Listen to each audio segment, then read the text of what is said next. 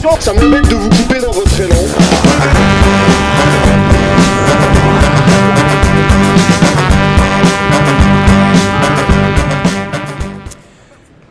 Bonsoir et bienvenue dans notre nouvelle émission d'actualité sociale, politique et même culturelle sur Télébocal.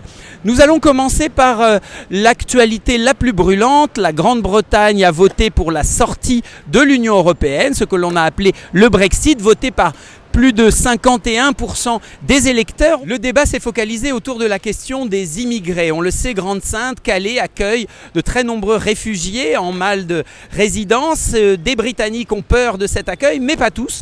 Beaucoup de Britanniques se sont au contraire manifestés ces jours-ci et ont manifesté leur solidarité en mobilisant 250 camions de vivres pour les réfugiés de Calais et de Grande-Synthe. Seulement, le territoire français est resté fermé à ces camions au nom d'un prétexte futile s'il en est, l'Euro 2016.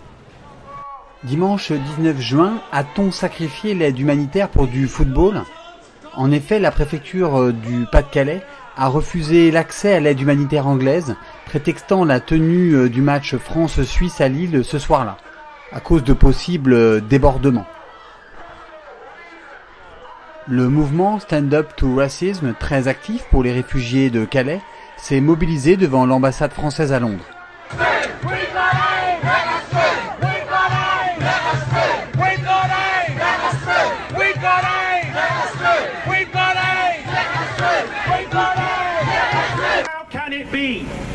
Comment peut-il être civilisé pour quelqu'un de dire « Non, vous ne pouvez pas traverser la frontière pour donner à des êtres humains, pour montrer votre amour, pour montrer votre solidarité ». Voilà l'injustice. Seuls 2 camions sur les 250 a pu arriver en France. Alors il ne reste qu'aux réfugiés calaisiens de devenir des footballeurs aguerris s'ils veulent enfin intéresser le gouvernement français.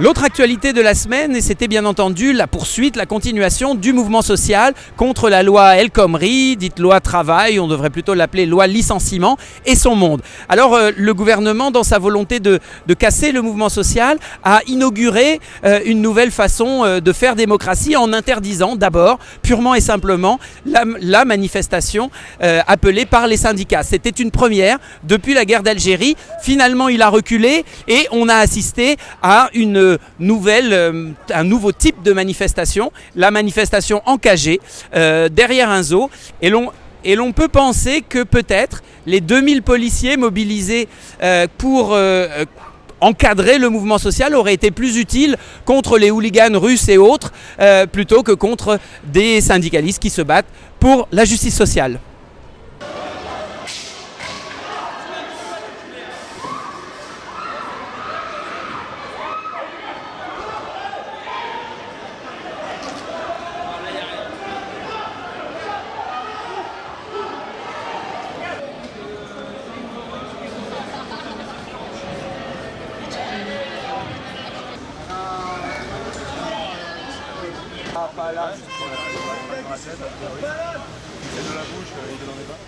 Résister, c'est aussi créer. C'est en tout cas de cette façon-là qu'à Ungersheim, une petite commune d'Alsace près de Fessenheim, et ceci n'est pas sans lien. Fessenheim, c'est cette centrale nucléaire que le gouvernement avait promis de fermer, qui fuit partout. On est en Alsace.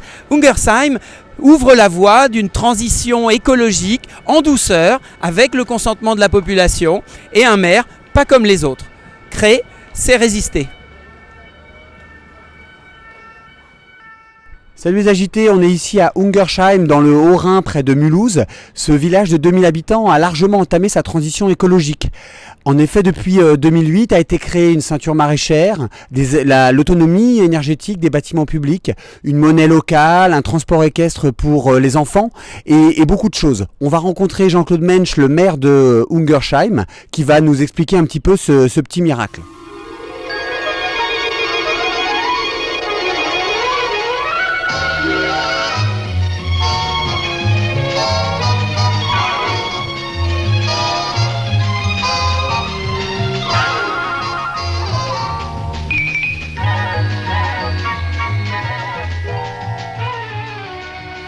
Donc, en réalité, ce sont 21 actions, parce que bon, ça va plus loin que la proposition. Ce sont des choses, des interventions et des engagements très concrets et très lisibles, où il y a d'ailleurs déjà sur certaines des résultats. Et donc nous voulions sur ce site, en tant qu'ancien mineur, une reconversion heureuse, une sorte de vitrine et quelque chose qui représente l'avenir. Donc on a opté pour les énergies renouvelables, donc pour le photovoltaïque. C'est ainsi que nous avons les terrains qui étaient en vente et qui étaient destinés à une grande zone industrielle gérée par l'agglomération. Nous avons préempté les terrains, nous les avons achetés et donc avec la maîtrise foncière, nous avons pu imposer notre point de vue. On a acheté ce bail, on a racheté ce bail au prix du terrain quasiment qui nous appartenait. Une forte volonté politique qui a été votée à l'unanimité par le conseil municipal. Ensuite, il y a une équipe de bénévoles, de citoyens, qui pendant une année a géré ce terrain en plantant des pommes de terre, des courges, de l'avoine, a aussi obtenu la certification du label Ecocert, donc du label agriculture biologique, et l'année suivante, ce terrain a été remis à une association d'insertion, un jardin de cocagne, gracieusement. Donc il y a eu qui pratique le maraîchage biologique. C'est une feuille de route, c'est un programme, après c'est un plan, c'est une planification. Mais bon, avant, disons que cette structuration arrive après avoir pris conscience du tarissement des énergies fossiles, après avoir pris conscience des dangers du dérèglement climatique, et après avoir pris conscience du fonctionnement de la société, très consumériste, très matérialiste, où donc l'acquisition de biens devient primordiale, voilà, et le fil conducteur. Alors voilà, on pensait voyager dans le passé, finalement on a voyagé dans le futur. Si vous souhaitez plus d'informations, mon nouveau compagnon et moi-même, on vous invite à découvrir le nouveau film de Marie-Monique Robin, Sacré Village, qui porte sur l'intégralité du village de Ungersheim, le village le plus écolo de France. Salut les agités! Pour terminer notre émission, un petit peu d'exercice sportif, mais du sport utile, du stretching contre l'austérité. A très bientôt sur Télébocal.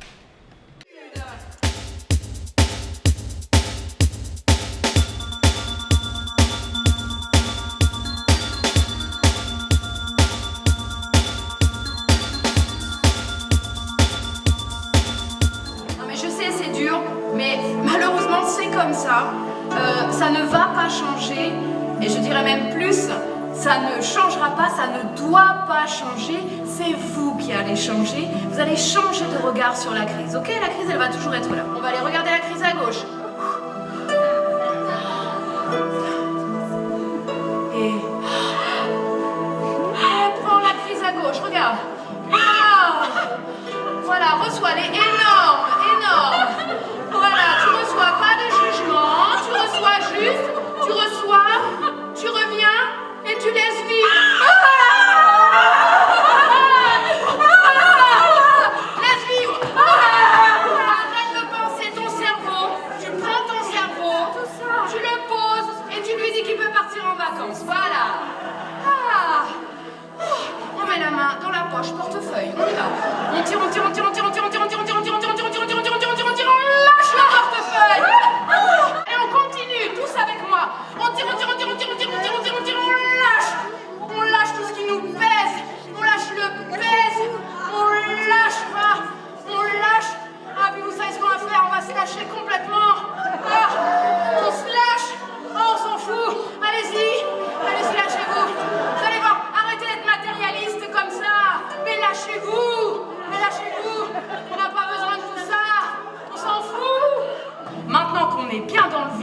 va pouvoir reprogrammer votre pensée et adopter la Be-Positive Attitude. 6, 7, 8, allez, on va le faire, ce geste pour la planète. Allez, souriez. Et au-dessus du seuil de pauvreté, en dessous du seuil de pauvreté, au-dessus du seuil de pauvreté, en dessous du seuil de pauvreté, et on reste.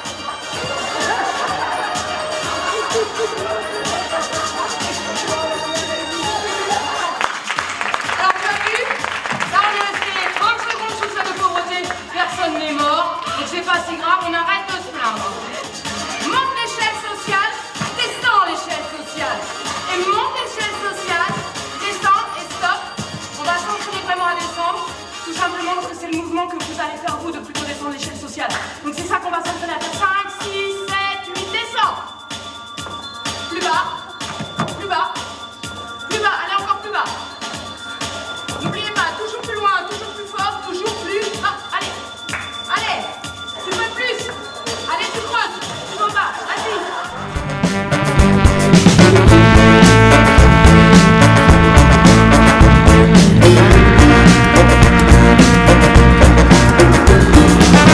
De temps d'enfermement s'agrandissent les plaies, de temps d'enfermement s'agrandissent